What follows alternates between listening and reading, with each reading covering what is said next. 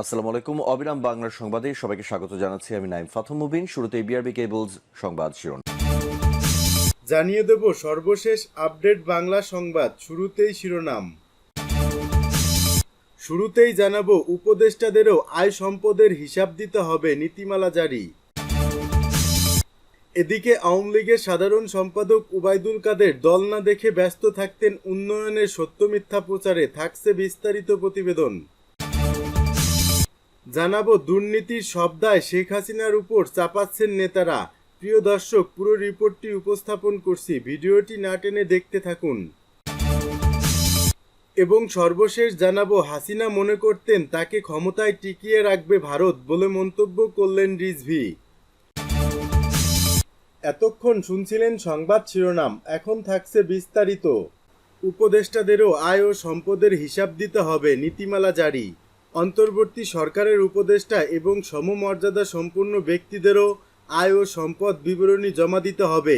তাদের স্ত্রী বা স্বামীর পৃথক আয় থাকলে তার বিবরণীও জমা দিতে হবে। মঙ্গলবার বিকেলে মন্ত্রিপরিষদ বিভাগ থেকে অন্তর্বর্তী সরকারের উপদেষ্টা এবং সমমর্যাদা সম্পন্ন ব্যক্তিদের আয় ও সম্পদ বিবরণী প্রকাশের নীতিমালা 2024 জারি করা হয়েছে। নীতিমালায় বলা হয়েছে, অন্তর্বর্তী সরকারের উপদেষ্টা এবং সমমর্যাদা সম্পন্ন ব্যক্তি যারা সরকার অথবা প্রজাতন্ত্রের কর্মে নিযুক্ত আছেন, তারা প্রতি বছর আয়কর রিটার্ন জমা দেওয়ার সর্বশেষ তারিখের পরবর্তী 15 কর্মদিবসের মধ্যে মন্ত্রিপরিষদ বিভাগের মাধ্যমে প্রধান উপদেষ্টার কাছে তাদের আয় ও সম্পদ বিবরণী জমা দেবেন। তাদের স্ত্রী ও স্বামীর পৃথক আয় থাকলে সেই আয় ও সম্পদ তার বিবরণীও প্রধান উপদেষ্টার কাছে একই সঙ্গে জমা দিতে হবে। কিভাবে এই বিবরণী দিতে হবে তার একটি ছকও ঠিক করে দেওয়া হয়েছে।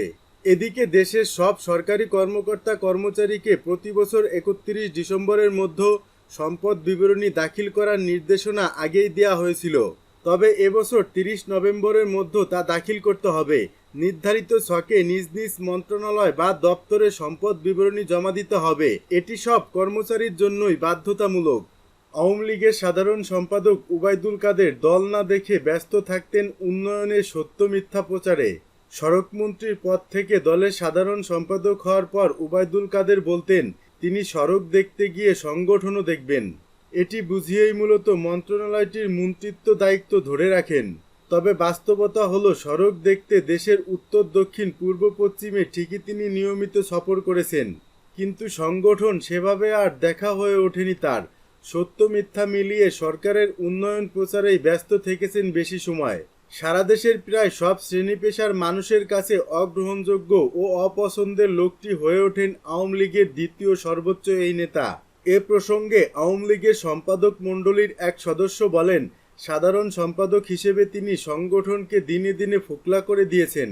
এটি দলের ভেতরে থেকে আমরা টের পেলেও সর্বসাধারণ টের পেত না। দীর্ঘদিন যাবৎ সংস্কারের বাইরে থাকা সংগঠনের দুর্দশার চিত্র বেরিয়ে আসে মূলত জুলাইয়ের আন্দোলনের সময়। সংশ্লিষ্টরা বলেছেন, আওয়ামী লীগের টানা 15.5 বছরের ক্ষমতায় দেশের যোগাযোগ ব্যবস্থার উন্নয়নের সাধনে অগ্রাধিকার দেয় সরকার, যার অংশ হিসেবে বড় বড় প্রকল্প হাতে নেওয়া হয়। আর চতুর উবাইদুল কাদের দুর্নীতি, লুটপাট ও অনিয়ম করার সুযোগ সেখানে বেশি পাওয়া যাবে মাথায় রেখেই সড়ক ও সেতু মন্ত্রণালয় হাতছাড়া করতে রাজি হতেন না। অন্যায়ের সব দায় শেখ হাসিনার উপরে চাপাচ্ছেন নেতারা। বৈষম্য বিরোধী ছাত্র আন্দোলন সহিংসতার ঘটনায় 1581 জন নিহত হয়েছেন। এছাড়া আয়নাঘর দুর্নীতিসহ সব অপকর্মের দায় সাবেক প্রধানমন্ত্রী শেখ হাসিনার উপর চাপাচ্ছেন আওয়ামী লীগ ও অন্য দলের নেতারা। কৃষক শ্রমিক জনতা লীগের প্রতিষ্ঠাতা সভাপতি বঙ্গবীর কাদের সিদ্দিক বীর উত্তম বলেছেন, বিগত 16 থেকে 17 বছর শেখ হাসিনার নেতৃত্বে দেশটা ভালো চলে নাই। এদেশ আওয়ামী লীগ সরকারের ছিল না এবং মানুষের সরকার ছিল না, এদেশ ছিল শেখ হাসিনা সরকারের। এদেশে যত অন্যায় হয়েছে তার 90 ভাগ শেখ হাসিনা নিজে করেছেন, আর 10 ভাগ অপরাধ যারা করেছেন তারা বাধ্য হয়ে করেছেন। মঙ্গলবার দুপুরে টাঙ্গাইল শহরের নিহত সেনা সদস্য তানজিম সারোয়ার নির্জনের বাসায় তার স্বজনদের সঙ্গে সমবেদনা ও সাক্ষাৎ শেষে সাংবাদিকদের তিনি এসব কথা বলেন। কাদের সিদ্দিকী বলেন, দেশটা কেমন যেন হয়ে গেছে, মানবিক মূল্যবোধ একবারে ধ্বংস হয়ে গেছে। যে দেশে একজন সেনা কর্মকর্তাকে এভাবে ডাকাত দল হামলা চালিয়ে হত্যা করতে পারে, তাহলে বুঝতে হবে সমাজে কিছু নেই, আইন কানুন বলতে কিছু নেই। সেনাবাহিনীর পোশাক পরা একজন মানুষের গায়ে দুষ্কৃতকারীরা যখন আঘাত করতে পারে তাহলে বুঝতে হবে দেশে আইন শৃঙ্খলা বলে অথবা দেশের শাসন ব্যবস্থার প্রতি মানুষের যে শ্রদ্ধা ভালোবাসা এবং দুষ্টু লোকের যে ভয় থাকে তা কিছুই নেই। সমাজটাকে বদলাতে হবে। সাবেক প্রধানমন্ত্রী শেখ হাসিনার নির্দেশে দেশে অরাজকতা ও রাজনৈতিক সহিংসতার ঘটনার দায় স্বীকার করেছেন আওয়ামী লীগ সরকারের সাবেক আইনমন্ত্রী আনিসুল হক। এছাড়া দায় স্বীকার করেছেন সাবেক প্রধানমন্ত্রী শেখ হাসিনার উপদেষ্টা সালমান এফ রহমান, আলোচিত সেনা কর্মকর্তা মেজর জেনারেল জিয়াউল আহসান। এ বিষয়ে যুগান্তর একটি প্রতিবেদন প্রকাশ করে। দেশে অরাজকতা ও রাজনৈতিক সহিংসতা সৃষ্টির নেপথ্যে কার ভূমিকা ছিল সে বিষয়ে বিস্তারিত জিজ্ঞাসাবাদ করা হয়। শুরুতে তারা সাবেক স্বরাষ্ট্র ও সাবেক সেতুমন্ত্রীর উপর দায় চাপান, পরে দায় চাপাচ্ছেন সাবেক প্রধানমন্ত্রী শেখ হাসিনার উপর। তারা বলেছেন, আমরা কেবল প্রধানমন্ত্রীর নির্দেশে বাস্তবায়নের প্রচেষ্টা চালিয়েছি। তবে সাবেক প্রধানমন্ত্রী শেখ হাসিনার নির্দেশ বাস্তবায়নে তারা যেসব পরিকল্পনা করেছেন সেগুলো বাস্তবায়নে মাঠ পর্যায়ে হুকুম দিয়েছেন বলে এরই মধ্যে স্বীকার করেছেন। হত্যাকাণ্ডের পেছনে তাদের দায় স্বীকার করলেও এখনও সুনির্দিষ্ট কোনো তথ্য দেননি গ্রেপ্তার ব্যক্তিরা। জিয়াউল হক বলেছেন, আমি তো কোনো ইউনিটের ইনচার্জ ছিলাম না, আমি সরকারের টপ অর্ডারের নির্দেশে কাজ করেছি। তার কাছে তদন্ত সংশ্লিষ্টদের প্রশ্ন ছিল, আপনি তো এনটিএমসি এর মহাপরিচালক ছিলেন, আড়ি পেতে মানুষের প্রাইভেসি নষ্ট করেছেন, আপনার নির্দেশেই বিরোধী মতের অনেককে আয়নাঘরে নিয়ে নির্যাতন চালানো হয়েছে, গুম খুনের শিকার হয়েছেন অনেকে।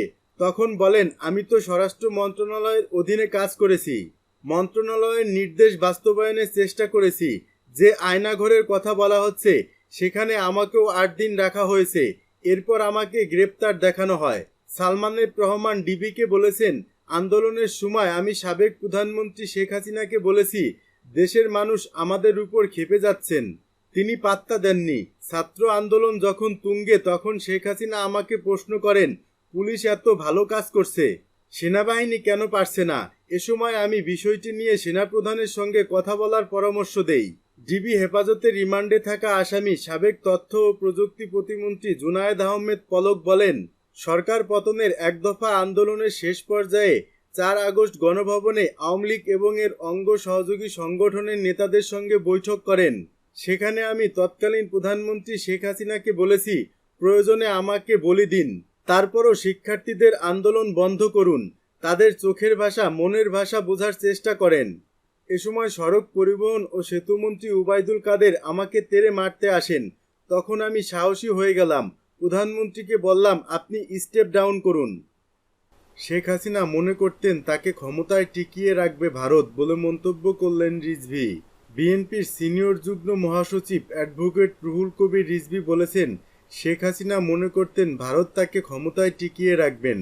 মঙ্গলবার নয়াপল্টন বিএনপির কেন্দ্রীয় কার্যালয়ের সামনে এক অনুষ্ঠানে প্রধান অতিথির বক্তব্যে তিনি এসব কথা বলেন। বৈষম্য বিরোধী ছাত্র আন্দোলনের মৃত্যুর মুখ থেকে ফিরে আসা রিকশা চালক সাইফুল ইসলামকে নতুন রিকশা প্রদান করে বিএনপি পরিবার। রিজভী বলেন, শেখ হাসিনা হয়তো জানতেন কোনোদিন পালিয়ে যেতে হতে পারে, তাই তিনি তার কাছের আত্মীয় ও লোকদের দিয়ে টাকা লুটপাট করে বিদেশে পাচার করেছে। শেখ হাসিনাকে ক্ষমতায় থাকতে পার্শ্ববর্তী দেশ ভারতের সহযোগিতা করেছে। ভারতের গোয়েন্দা সংস্থার উপর নির্ভরশীল ছিলেন তিনি মানতেন তাকে ক্ষমতায় টিকিয়ে রাখবে। এজন্য কাউকে ভারতের বিরুদ্ধে টুশব্দ করলে তার রক্ষা ছিল না। তিনি আরও বলেন, শেখ হাসিনার উপহার গণতন্ত্রের কথা বললে হাত পা ভেঙে দেয়া, গুম খুনের শিকার হওয়া। শেখ হাসিনার গুম থেকে এমপি, ওয়ার্ড কাউন্সিলর পর্যন্ত কেউ রেহাই পাননি। এগুলো সব করেছেন আইন শৃঙ্খলা বাহিনীকে দিয়ে। এত দুর্নীতি লুটপাট করেছেন, কাউকে টুশব্দ পর্যন্ত করতে দেননি। অন্তর্বর্তী সরকারের প্রতি প্রশ্ন তুলে তিনি বলেন, আপনাদের ভয় কিসে? আপনারা এখনো হাসিনার দোসরদের ধরছেন না, পদচ্যুত করছেন না, ইউনিয়ন পরিষদের চেয়ারম্যান বিলুপ্ত করছেন না কেন? এরাই তো খুনি গুন্ডা, এদের হাত দিয়ে শহীদ হয়েছে আমাদের ছাত্র জনতা। রিজভী বলেন, পতিত স্বৈরাচার ষড়যন্ত্রের সুতা এখনো আছে, তার দোসররা একটি করে সুতা পাকাচ্ছে অস্থিতিশীল করতে। প্রতিটা রাষ্ট্রীয় সেক্টরে আওয়ামী দোসররা ওত পেতে বসে আছে। এরা যতই ষড়যন্ত্র করুক প্রভুদের নিয়ে কোনো কাজে আসবে না, জনগণই এই ষড়যন্ত্র রুখে দেবে।